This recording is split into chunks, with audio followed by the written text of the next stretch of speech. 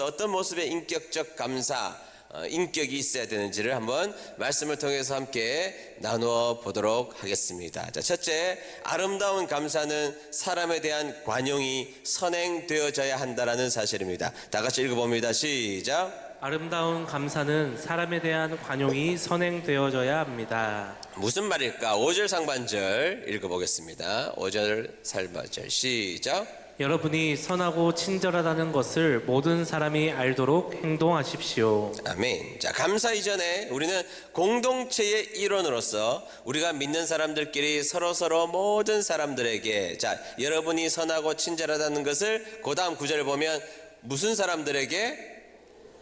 그렇죠. 모든 사람이 알도록 행동하십시오. 이렇게 말하고 있잖아요. 우리는 감사하기 이전에 공동체의 일원으로서 우리가 믿는 사람에게, 모든 사람들에게 우리가 친절하고 선한 사람이라는 것을 인정받도록 행동해야 한다는 것입니다.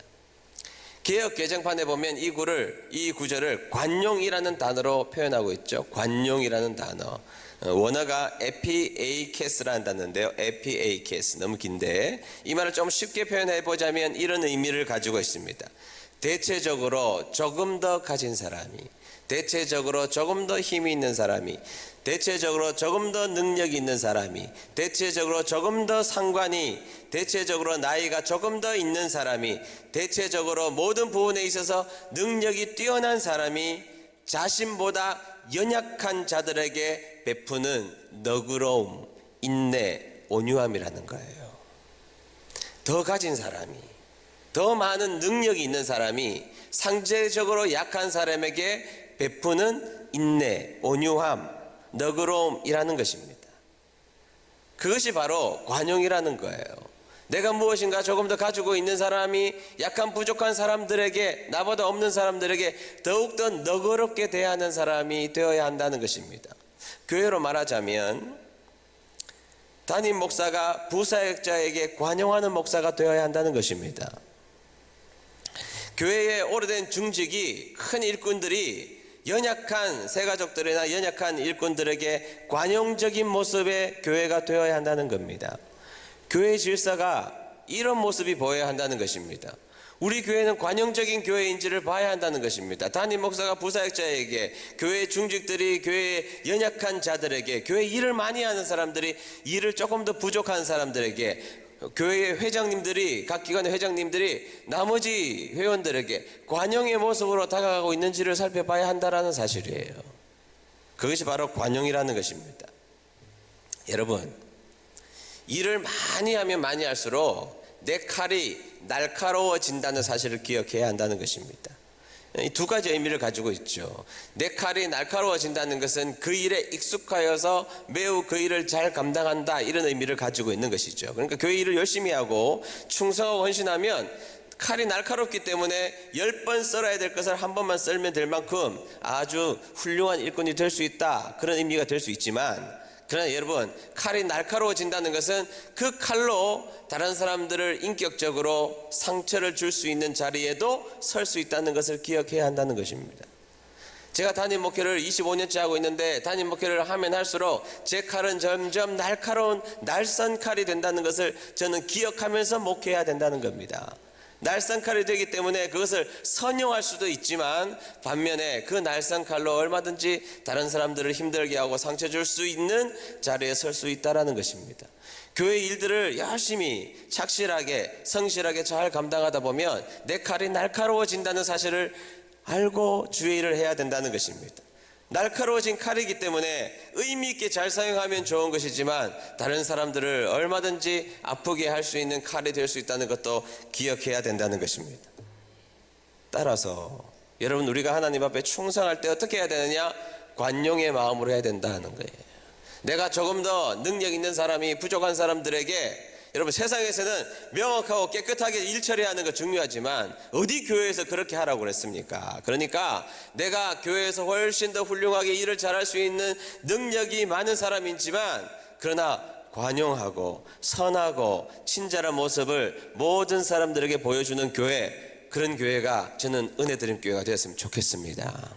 은혜드림교회가 능력이 많은 교회 좋죠. 힘이 많은 교회 좋죠. 소문난 교회 다 좋은데 그것보다 하나님이 먼저 원하시는 교회가 있다면 은혜 드림 교회 먼저 우리는 관용이 넘치는 교회가 되어야 할 줄로 믿습니다. 서로서로를 바라볼 때 기분이 좋아지는 교회 한번 바라보라고 하고 싶은데 안 하겠습니다. 하여튼 뭐 쳐다보면 기분이 좋아지는 교회, 쳐다보면 행복한 교회, 쳐다보면 내가 용납하는 교회, 내가 실수하고 달려가면 저 집사님이 안아줄 교회, 그런 교회가 저는 우리 은혜드림 교회가 되었으면 좋겠습니다. 이것이 바로 성경에서 말하고 있는 감사 이전에 교회들이 가지고 있어야 될 관용이라는 것입니다. 관용. 무슨 뭐라고요? 관용을 모든 사람들에게 알게 하는 저와 여러분 되시기를 축복합니다. 둘째, 예수 안에 있으면 염려 앞에서도 감사를 선택해야 한다는 사실입니다. 다 같이 읽어봅니다. 시작. 예수 안에 있으면 염려 앞에서도 감사를 선택해야 합니다. 6절 말씀 읽도록 하겠습니다. 6절 말씀 보시겠습니다. 시작. 아무것도 염려하지 말고 다만 모든 일에 기도와 간구로 너희 구할 것을 감사함으로 하나님께 아뢰라. 아멘. 아무것도 염려하지 말고 다만 모든 일에 기도와 간구로 너희 구할 것을 어떻게? 감사함으로 하나님께 아뢰라. 여기서 여러분 기도라는 단어가 중요한데요. 여기서 기도는 기도 처소에서 하는 기도입니다. 기도 처소에서 하는 기도. 우리에게 인생에게 염려가 찾아왔을 때는 성경에서 뭐라 그러나 하면 기도 처소에 와서 기도하라 이 말이에요. 여러분 기도 처소 교회에 와서 여러분들이 염려가 있을 때 이곳에 찾아와서 우리 교회도 보면 이렇게 찾아와서 교회에 기도하시는 분들이 계시는데 염려가 특별히 있을 때 여러분들은 그 염려 앞에서 염려에 함몰되지 마시고 기도 처소인 교회에 모여서 하나님 앞에 기도하라는 것이죠. 그래서 기도처에서 기도할 때 내 인생에 부족함이 있을 때 내 궁핍함을 아시고 채워주시는 하나님 앞에 간구하는 인생, 그것이 되어야 한다는 것입니다. 여러분 인생은 부족한 것 투성이죠. 그렇지 않습니까? 여러분들 인생에 오늘 사야 될 쇼핑 리스트를 한번 적어 보십시오. 가지고 싶은 여러분들이 원하는 것들을 한번 적어 보십시오. 얼마나 많습니까? A4 용지 한 장 주면 한 장 더 달라 그럴 겁니다.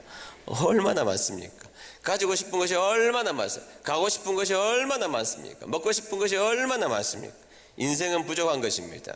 그런데 여러분 부족함 앞에서 우리는 염려할 것인지 감사할 것인지를 선택하며 살아가야 한다는 겁니다. 부족함이 놓여져 있을 때 우리는 염려하는 인생으로 내 인생을 함몰시킬 것인지 부족함의 인생 속에서도 감사의 인생으로 살아가는 사람들이 될 것인지를 선택하며 살아가야 한다는 것인데 그것도 역시 믿음의 영역이라는 겁니다. 그것도 믿음입니다. 염려하는 것 그리고 감사하는 것 그것도 믿음의 영역이라는 거예요. 천상병 시인 아시죠 여러분? 유명한 분의 대표적인 시가 귀천이라는 시잖아요. 귀천이라는 시. 그럼 소개해드리면 이런 시입니다. 나 하늘로 돌아가리라. 귀천 하늘로 돌아가리라. 새벽빛 와닿으면 쓰러지는 아침이슬 더불어 손에 손잡고 나 하늘로 돌아가리라. 노을빛 함께 단둘이서 기슭에서 놀다가 구름 손짓하면은 나 하늘로 돌아가리라. 이 세상 소풍 끝나는 날 가서 아름다웠다고 말하리라. 여러분 하늘로 돌아가는 날 자기의 인생이 소풍 같은 인생이었다는 거예요. 소풍. 여러분 소풍이 얼마나 좋아요. 소풍 전날 잠이 안 와요. 그 다음날 김밥 먹을 생각에 그 다음날 콜라 먹을 생각에 과자 먹을 생각에 평소에 못 먹던 거 먹을 생각에 잠이 안 옵니다. 그게 소풍이잖아요. 얼마나 우리의 마음을 들뜨게 하는 그 소풍. 그런데 그 인생이 자신의 인생이 소풍 같은 인생이었다고 그래서 하나님 앞에 가서 아름다운 인생이었다고 말할 거래요. 이 시만 들으면 야, 이 시인 행복했나 보다. 부족한 거 없었는가 보다. 되게 아름다운 인생이었나 보다. 부잣집 도련님이었는가 보다. 아니요. 그가 동백님 간첩사건 유명한 우리나라 근대사의 아픈 사건이 있잖아요. 간첩사건에 휘말려서 억울하게 옥살이합니다. 없는 간첩을 만들어가지고 간첩 만들어가지고 옥살이한 거예요. 여러분 억울한 일 한번 당해 보셨죠? 억울하면요 사람의 속이 뒤집어집니다. 저도 한번 당해보니까 속이 뒤집어요. 목살아서 참는 게 속이 뒤집어진다. 억울한 일이 얼마나 고통스럽고 힘든지 몰라요. 그런데 억울하게 감옥까지 갇혀서 고문을 당합니다. 고문 당하다가 장애인 돼요. 여러분 평탄한 인생을 살다가 얼마나 불편하게 장애인이 됐으니 얼마나 인생이 고달픈 인생입니까? 그렇게 해가지고 풀려나니 세상 살고 싶습니까? 세상에서 무슨 의미 있게 살고 싶습니까? 맨날 술만 먹는 거예요. 고통스러우니까. 그 생각, 그 트라우마로부터 벗어나기 위해서 맨날 술만 먹다가 길가에 어느 날 쓰러져 있었어요. 쓰러져 있으니까 사람들이 행랑자인 줄 알고 서울에 있는 서울시립 정신병원에 가둬버렸어요. 아무런 이유도 모르고 서울시립 정신병원에 가둬져 버려가지고 인생 험악하게 살았다고요. 가족들이 다 죽은 줄 알고 그의 작품들을 모아서 유고집을 냈다고요. 죽은 줄 알고. 얼마나 인생이 고달프면, 얼마나 인생이 괴로우면, 얼마나 인생이 슬프고 아프면 그렇게 인생을 살았겠습니까? 근데 그가 주님을 만나요. 그가 주님 앞에 나와서 정동교회인가 하여튼 뭐 다니죠. 주님을 만나고 신앙을 가지고 있는 그 신앙의 마음으로 그의 인생의 결론이 뭐냐? 믿음의 눈을 들어서 주님을 보니 내 인생 부족한 것 투성이었고 억울한 일 투성이었고 아픔 투성이었을지라도 소풍 같은 인생이라고 주님 앞에 가서 하나님 내 인생 아름다웠습니다라고 내놓겠다는 거잖아요. 감사는 다른 것 때문에 하는 게 아닙니다. 내가 주님 안에 있으니까 하는 거예요. 주님 밖에 있는 인생이 얼마나 아프고 고달픈 인생입니까? 이 세상에서 아무리 잘 살아도 짧은 인생 살다가 죽으면 영원한 지옥에 가야 될 인생. 그러나 내가 이 본질적인 내가 받은 은혜, 그 은혜를 가만히 부딪혀보면 내가 주님 안에 있으니까 하나님 앞에 감사한 인생을 살게 되더라는 겁니다. 여러분 주님 안에 계십니까? 여러분 주님 안에 있죠 우리? 그래서 감사할 수 있는 거예요. 찬송가 370장 보면 가사가 이렇죠.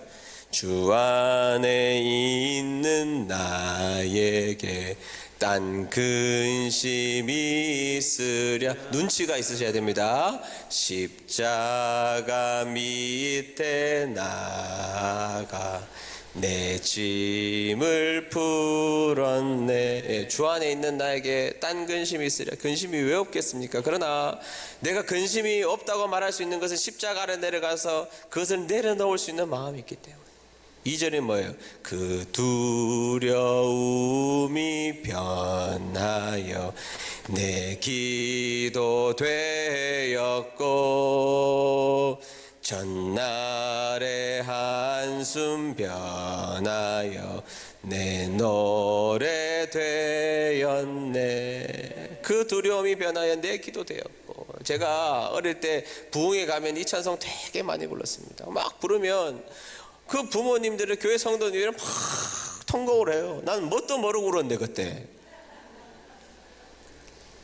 지금은 알겠어요. 지금은 알겠어요. 3절 내 주는 자비하셔서 늘 함께 계시고 내 궁핍함을 아시고 늘 채워주시네. 아멘. 아멘. 내 주는 자비하시어서 늘 함께 계시고 내 궁핍함을 아시고 늘 채워주시네. 염려 많은 인생, 고달픈 인생, 어쩔 수 없는 인생이라고 말할 수 있지만 내 존재가 주님 안에 있기에 감사할 수 있는 저와 여러분 되시기를 축복합니다. 마지막 셋째, 주님의 지각이 뛰어나심을 믿을 때 우리는 감사의 자리로 나아갈 수 있다는 사실입니다. 다 같이 읽어봅니다. 시작. 주님의 지각이 뛰어나심을 믿을 때 우리는 감사할 수 있습니다. 7절 보시겠습니다. 7절. 다 같이 있습니다. 시작. 그리하면 모든 지각에 뛰어난 하나님의 평강이 그리스도 예수 안에서 너희 마음과 생각을 지키시리라. 아멘. 여러분, 우리의 인생에서 이해할 수 없는 일들을 만나게 되죠. 설명할 수 없는 일들을 부딪히게 되고 곤란한 일들을 만나게 됩니다. 근데 그때도 여전히 성경에서 감사라고 말씀하신 중요한 이유가 뭐냐? 그것은 모든 지각에 뛰어난 하나님이 계시기 때문이라는 거예요. 나는 모르는데 하나님은 아신다는 거잖아요. 나는 나의 인생에서 일어난 일들에 대해서 해석할 수 없는데 하나님은 해석하실 수 있다는 거잖아요. 내 인생에서 일어난 모든 일을 나는 아무것도 해결할 수 있는 능력이 나에겐 없지만 하나님은 해결할 수 있는 능력이 있다는 겁니다. 나는 때를 모르지만 우리 주님은 때를 알고 계신다는 거죠. 믿습니까? 그러니까 그 지각이 나보다 뛰어나신 하나님이 계시니까, 그 하나님이 나를 사랑하시니까, 나를 지키시니까 감사하는 것입니다. 여러분, 감사는요, 좋은 것을 찾아내는 긍정적인 기술이 아닙니다. 그런 기술은 금방 사라져요. 긍정적 기술이 아니라 감사라는 것은 지각이 뛰어난 주님의 그 모습이, 주님의 능력이, 그리고 그 모든 것을 알고 계신 하나님이 우리를 사랑하신다는 명명백백한 이 진리를 믿는 거예요. 여러분, 신약 성경의 기초적인 관점이 뭐예요? 하나님이 우리를 사랑하신다. 성경을 통찰하는 한 구절, 딱 한 구절을 영어로 만들면 God is love예요. 하나님은 사랑이시다. 사랑하시니까 우리를 위해서 죽을 수밖에 없는 우리들을 위해서 십자가에 구세주의 보혈을 흘리게 하시고 십자가로 은혜를 베풀어 주시고 살게 하시고 천국 가게 하시고. 여러분, 믿으시죠? 여러분, 성경의 기초적인 관점은 주님은 우리를 사랑하신다는 거예요. 주님은 우리를 사랑하신다는 건데, 우리를 사랑하신 주님이 염려 많은 부족한 우리들의 인생을 그냥 하나님이 모르시겠냐는 거예요. 알죠? 옆에 있는 엄마는 모르고 아빠는 모를 수 있어요. 친구도 모를 수 있고 사람들은 모를 수 있어요. 우리는 부족하니까. 그런데 전지전능하신 하나님 모르실 리가 있냐는 거예요. 아시니까, 그분이 아신다고 믿으니까 우리는 오늘 감사할 수 없는 형편 속에서도 감사하는 자리에 서는 것이죠. 하나님은 알고 계신다. 하나님은 다 알고 계신다. 하나님은 모든 것을 알고 계신다. 하나님은 때도 알고 계시고 방법도 알고 계시고 하나님은 다 알고 계신다. 아멘. 이 믿음이 우리를 살려내는 것입니다. 제가 이번에 유럽 선교사 대회에서 선교사님들에게 말씀을 전하고 섬기고 왔지 않습니까? 귀중한 정보를 하나 말씀드리면, 대회비인데 그분이 보내주셨는데 이게 선교사님끼리 이게 점수를 매겼나 봐요. 그 제가 100점을 맞았다는 거 아니겠어요? 아니, 박수 치라는 게 아니고 알아달라는 것도 아닙니다. 하여튼 그런데 대회비인데 100점이라니까 주는 거예요. 그런데 제가 선교사님들에게 은혜를 끼친 것 같아요. 그런데 제가 사실은 하고 싶은 이야기는 그게 아니고 너무 선교사님들 은혜를 많이 받았어요. 선교사님들의 고백을 하시면서 어떤 선교사님은 한 번도 우신 적이 없는데, 선교사님 모임 속에서도 한 번도 우신 적이 없는데, 제일 연세가 있는 그분께서는 내 자식들을 나는 순교시켰다 하시면서 얼마나 우시는지 우리 다 울었습니다. 그 중에 독일에서 아랍 분들을 섬기고 계시는 윤 선교사님의 이야기를 듣는데 너무 마음이 아프기도 하고 감사하기도 하고 마음이 뜨거웠습니다. 이분의 첫 사역지가 어디냐면 요르단이었는데, 아랍 사람들에게 복음을 전하고 무슬림들에게 복음을 전하는 게 쉽나요? 그게 무슬림들에게 복음을 전하고 막 이렇게 열심히 전하고 있는데, 한 번은 밤 11시에 괴한이 들이닥쳐 가지고 이 선교사님을 납치해 간 거예요. 얼굴을 탁 가리고 총을 뒤에다가 딱 겨누고 납치를 해가지고 어딘지도 모르는데 끌려간 거예요. 끌려가가지고 핍박하고 욕하고 막 질문하고 이렇게 하는데, 여러분 내가 오늘 죽는구나. 여러분 그런 일들이 흔하잖아요. 내가 오늘 이곳에서 내가 죽는구나, 그렇게 감금당해서 생각을 하셨대요. 근데 꼬박 24시간 지나자 막 시끄러운 소리가 들리더니 갑자기 자신을 풀어줬다는 거예요. 근데 이 선교사님이 죽음의 공포 24시간, 여러분 당했다고 한번 생각해 보세요. 총을 겨누는 24시간을 당했다고 생각해 보세요. 그 트라우마 때문에 몸서리 쳐합니다. 지금도 이 선교사님이 공항에 가셨다가 아랍 사람이 자기 앞에 지나가면 사시나무 떨듯이 떨린대요, 몸이. 아직도 사시나무 떨듯이 떨린다는 겁니다. 그러다가 이 요르단에서 사역하다가 추방당하시고 독일에서 사역하시면서도 자신에게 그 큰 트라우마를 안겨줬던 그 아랍 사람들, 난민들을 지금도 섬기고 계세요. 지금도 보면 온몸이 떨리는데 그분들을 섬기고 계시는 겁니다. 고생하십니다. 근데 이분이 이야기하다 들어봤더니 서울대학교 경영학과 출신이에요. 서울대학교를 여러분들은 뭐 옆집 서울대학교, 인문대학, 3대학이 법대, 경제, 경영 아니에요. 이분이 그냥 세상에 살면 떵떵거리고 살 사람입니다.